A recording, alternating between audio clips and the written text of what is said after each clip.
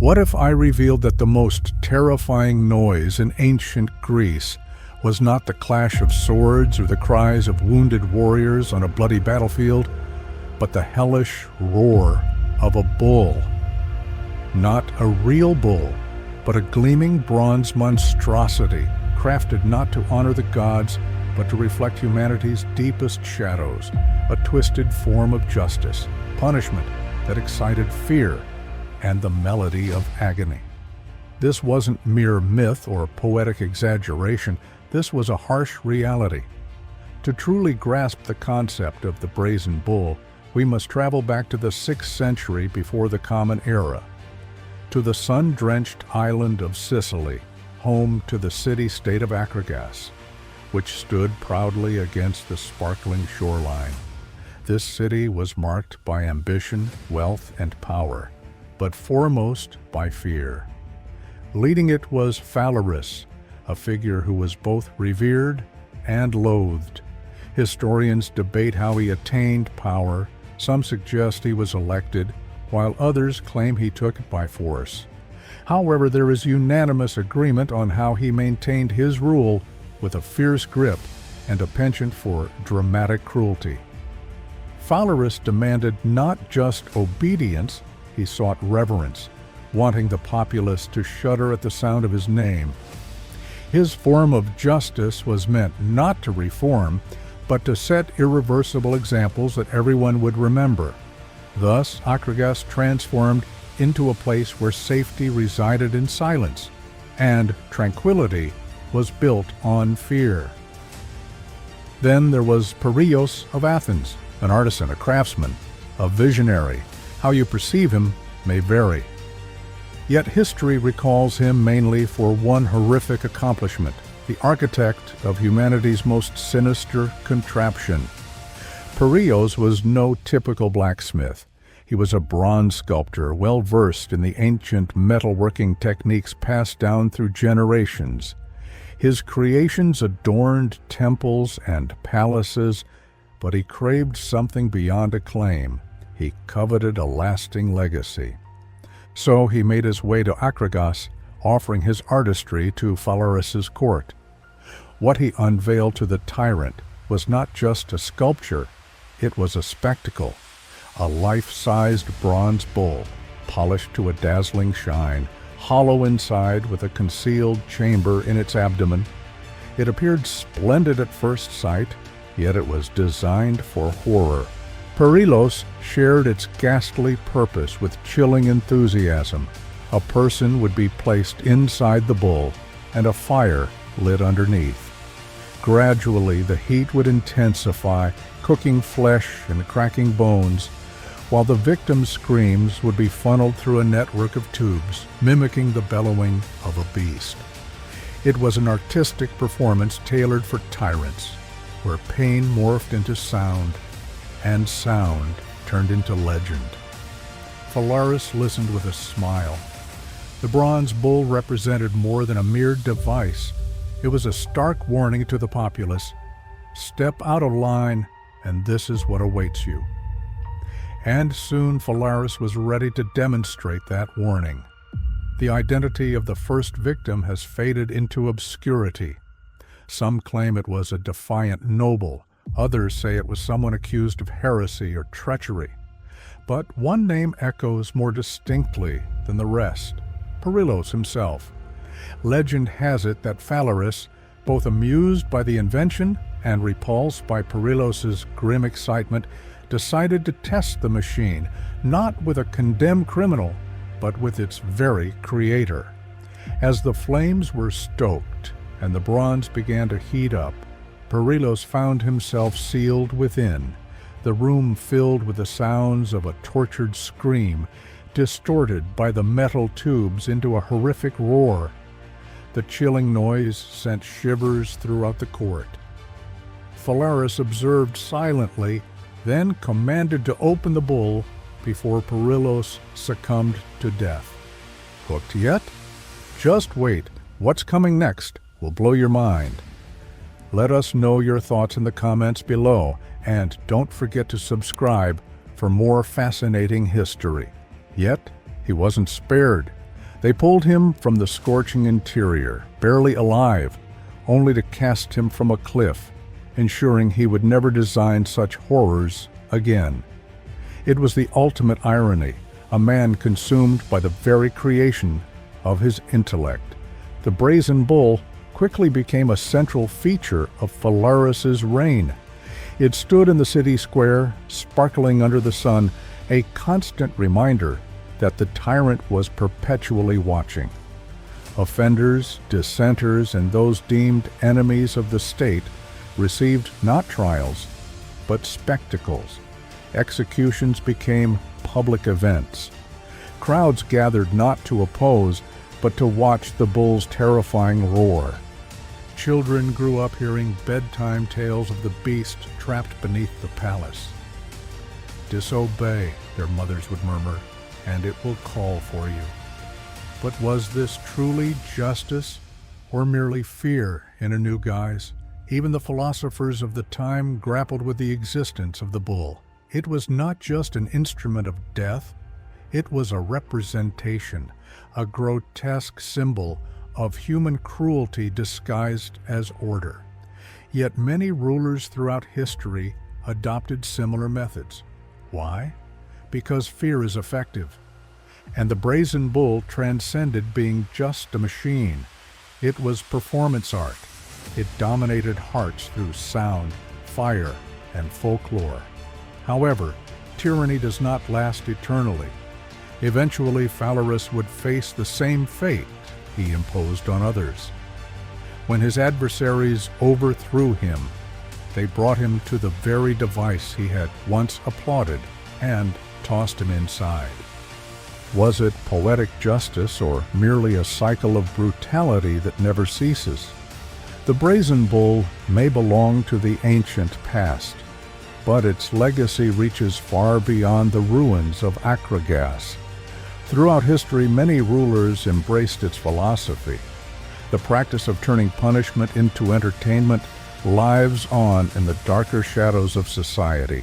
Even today, the bull serves as a metaphor in literature, art, and media, reminding us of the implications when creativity is twisted into a weapon, when innovation fosters cruelty instead of progress. Museums house replicas.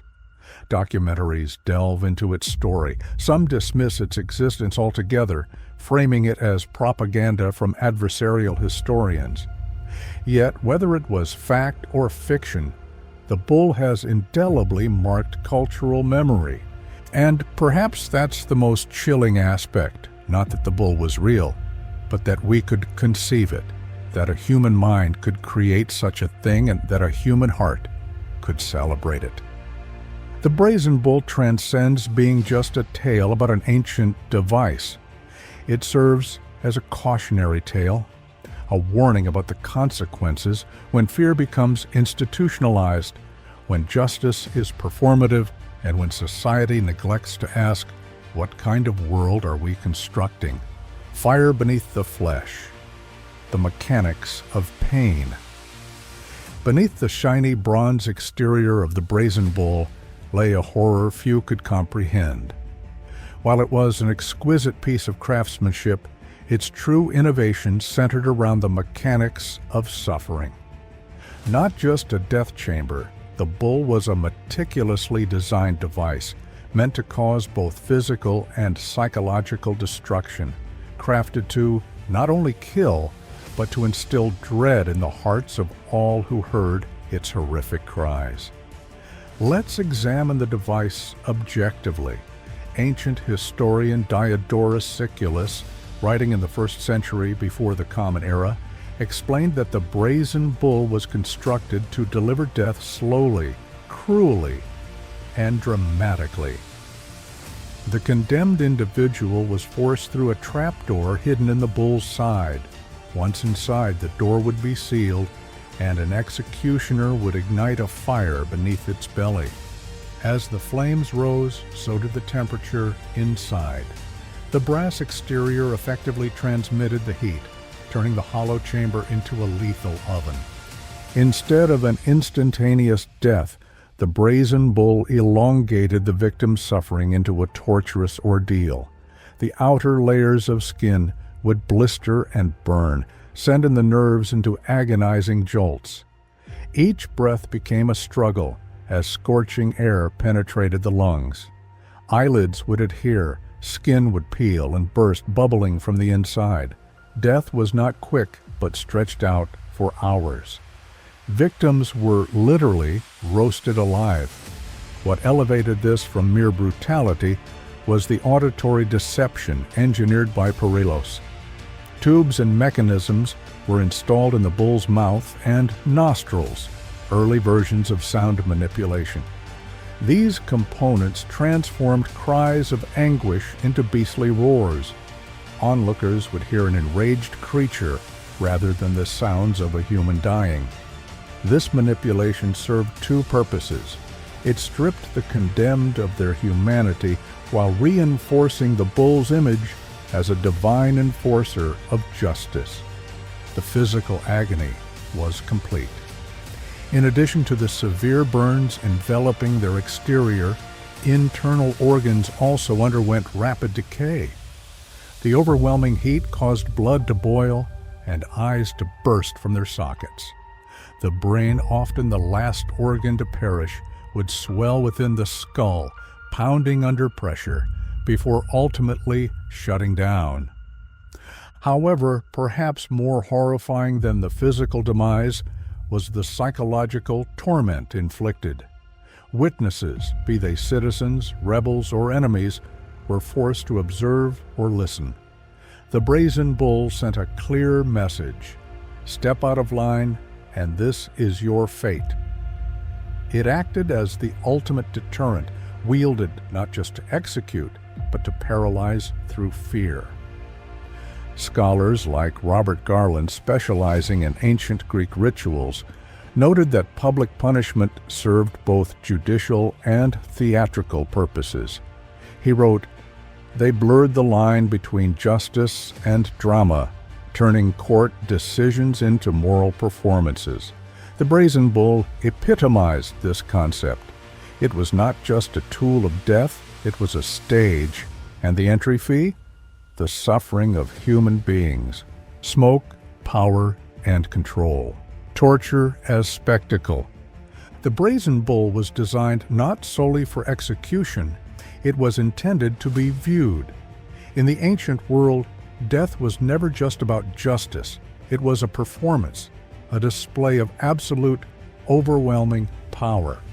Few torture methods captured this more strikingly than the brazen bull, yet to truly appreciate its significance, we must consider it within the broader context, not only of its time, but alongside how civilizations worldwide turned torture into theater. Public executions were not exclusive to ancient Greece. In fact, they were nearly universal across ancient empires. In medieval Europe, procedures like hanging, drawing, and quartering served similar purposes, an elaborate, protracted process designed to maximize agony and exhibit domination. Victims were paraded, mutilated, disemboweled, and ultimately dismembered before cheering crowds.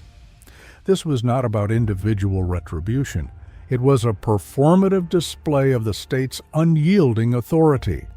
In imperial China, the practice of lingqi, or death by 1,000 cuts, similarly turned punishment into public spectacle. The condemned was slowly sliced apart while the audience watched, some in horror, others with grim fascination. The aim? To degrade and obliterate not only the body but the very identity of the individual, to turn one life into a warning for thousands.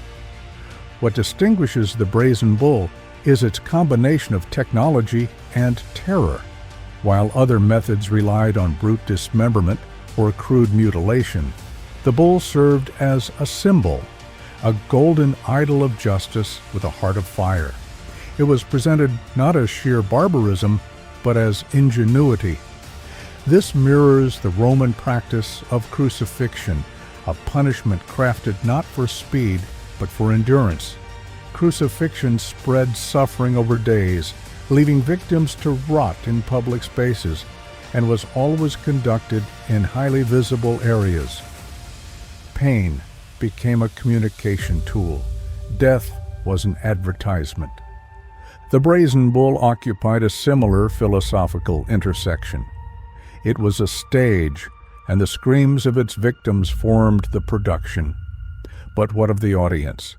In Acragas, citizens were summoned to witness. After all, fear thrives in numbers. A solitary individual might challenge tyranny.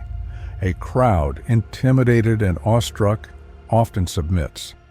Historian Paul Vane noted that ancient spectacles rendered obedience glorious, a chilling reminder that when horror is ritualized, it becomes normalized. The tyrant and the inventor, the men behind the machine. To grasp the true horror and purpose of the Brazen Bull, we must look beyond the invention itself and examine the minds of the two individuals responsible for its creation, Perillos of Athens and Phalaris of Acragas.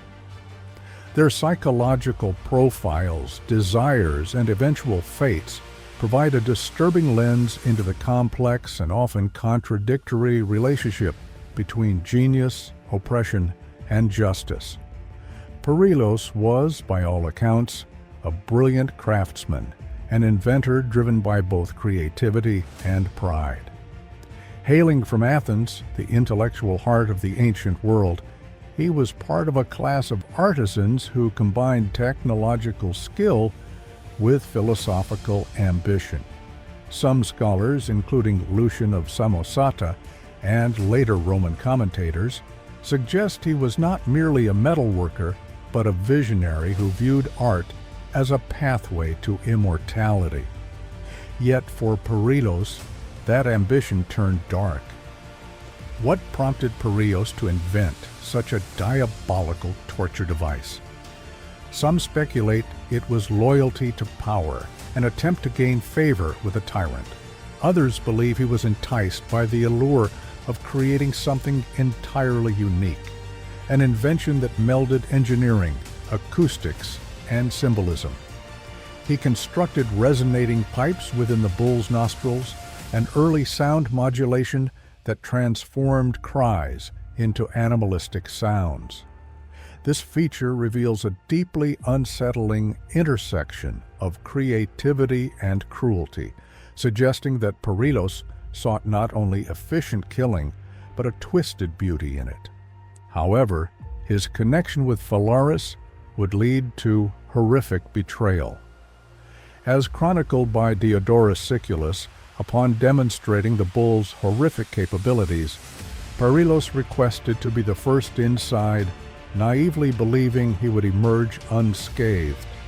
Phalaris consented, only to imprison him within the bull and ignite the flames, subjecting the inventor to the torture he had designed. Though some accounts claim Perillos was rescued before dying, others insist he suffered in agony. Regardless, his ambition was met with the most poetic and ironic of punishments. Phalaris, on the other hand, exemplifies a case study of political pathology. Once a public servant, he morphed into a tyrant, governing Acragas with charisma coupled with fierce control. Roman historian Cicero depicted him as a figure of oppressive power, and Ovid used his name as a reference for cruelty in his poetry. However, Phalaris wasn't simply brutish, he was a master manipulator. He recognized the importance of myth, fear, and symbolism. By commissioning or at least permitting the creation of the Brazen Bull, Phalaris crafted his governance into a performance. He transformed state punishment into an art form, branding dissent with the distorted echoes of agony. The bull was more than a device. It became a monument, a warning, and a psychological weapon, making abstract authority tangible and terrifying. As history unfolded, the legacies of these two men evolved. In medieval and Renaissance literature, Phalaris appeared as a cautionary figure symbolizing unchecked power. His name was frequently invoked by authors like Dante, who cast tyrants such as him in the deepest circles of hell. Meanwhile, Perillos became a representation of the dangers of unfettered invention, a reminder that brilliance, when divorced from ethics, can be lethal. Modern scholars, including Michel Foucault, reference instruments like the Brazen Bull to discuss the evolution of the punitive spectacle. Foucault noted that, in ancient regimes, power was demonstrated through physicality, through suffering. Viewed through this lens, Phalaris wasn't merely a sadist. He was a strategist of fear.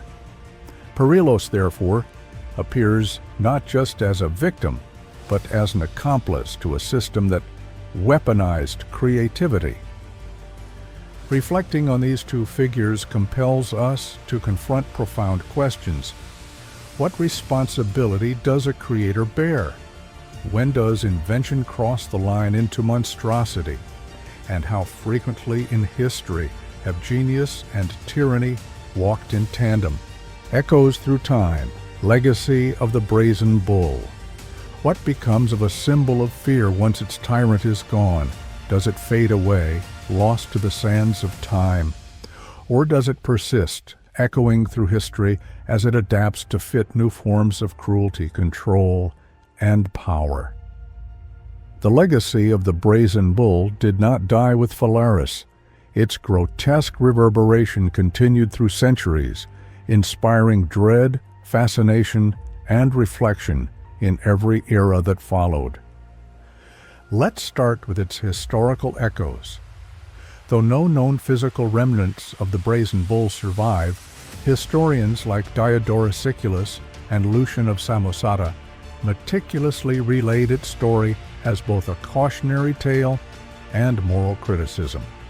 In their accounts, the bull symbolized not just a tool of torture, but a representation of arrogance and tyranny.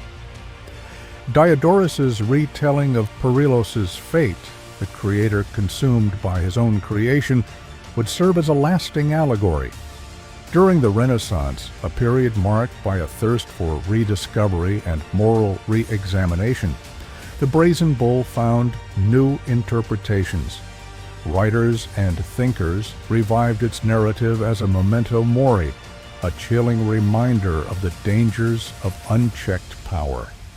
Artists illustrated their image in the margins of illuminated manuscripts, while poets wove it into their verses. Even in theological writings, the Brazen Bull took form as a symbol of damnation, an embodiment of earthly hellfire. Perhaps more alarmingly, the bull's legacy persists in the evolution of modern torture and surveillance. The concept of using engineered settings to impose controlled psychological suffering did not die with ancient societies. Instruments employed in medieval dungeons, such as the Iron Maiden and the Scavenger's Daughter, resonate with the theatrical cruelty of the bull. In the 20th century, torture chambers were designed with soundproofing and sensory manipulation, modern equivalents of Perillos's acoustic tubes. Foucault, in his work Discipline and Punish, noted that present-day power systems shifted from publicly visible physical torment to more subtle psychological controls. Yet the objective remains unchanged: visibility, dread, and compliance. Thus, the Brazen Bull is not merely a relic, it serves as an ancestor of authoritarian performance. Within cinema and literature, its image abides. Films portraying dystopian governments often feature machines reminiscent of the bull, metal predators that crush the human spirit through fire, sound, or isolation. In Orwell's 1984, Room 101 follows a similar principle, suffering tailored for spectacle and coercion. The Brazen Bull lives on as a metaphor within horror genres, and whispers of the horror states can enact when left unchecked. Beyond the mechanics and media, the bull's moral legacy cuts deeply. It raises essential questions. What rationalizes pain? Who fabricates the instruments of control? How often does society celebrate cruelty when it masquerades as justice? Perillos and Phalaris are long gone, yet their dynamic feels alarmingly familiar. Today, technocrats engineer algorithms capable of monitoring and manipulating. Politicians advocate for punishment as spectacle. Theatricality returns, not in bronze, but in pixels. The bull, in digital form, still breathes. But awareness offers resistance. By examining these ancient atrocities, we strip them of their silence. We glean understanding from suffering. We convert fear into knowledge. Thank you for diving into this chilling tale from history. If it gripped you, subscribe and share your thoughts below. What dark story should we uncover next? Until then, stay curious, stay brave, and remember, behind every legend lies a truth.